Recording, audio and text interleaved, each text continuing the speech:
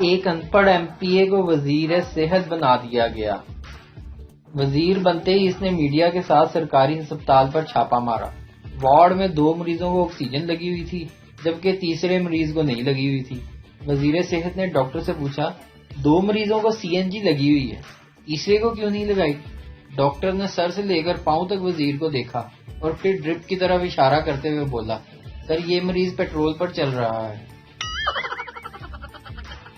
ایک آدمی ایک بابا جی کو بڑا مانتا تھا، ان کے پاس چلا گیا اور پوچھا، بابا جی مجھے کیسے پتا چل سکتا ہے کہ میرا بیٹا مستقبل میں کیا بنے گا؟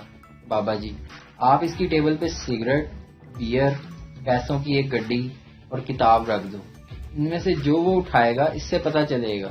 آدمی بولا ٹھیک ہے بابا جی میں ایسا ہی کروں گا۔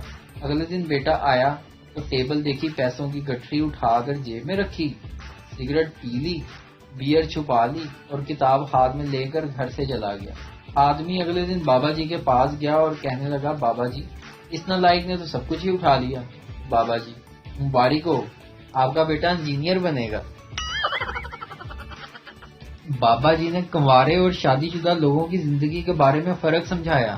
بابا جی کہتے ہیں، کنوارے سوچتے ہیں کہ شادی شدہ خوش ہیں، شادی شدہ سوچتے ہیں کہ کنوارے خوش ہیں، فرق صرف اتنا ہے شادی شدہ دن میں سوچتے ہیں اور کنوارے رات میں۔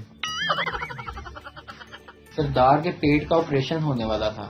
آپریشن تھیٹر جانے سے پہلے اپنی بیوی سے بولا، سردار مجھے کچھ ہو جائے تو تم اسی ڈاکٹر سے شادی کر لینا۔ بیوی، ارے آپ ایسا کیوں کہہ رہے ہو؟ سردار، تو کیا میں اس ڈاکٹر کو معاف کر دوں؟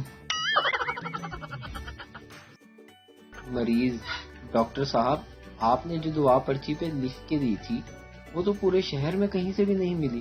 فیصلہ آبادی ڈاکٹر، لو دسو۔ ماما وہ تو میں پین چلا کے ویکھیا سی کہ لکھدا بھی ہے کہ نہیں۔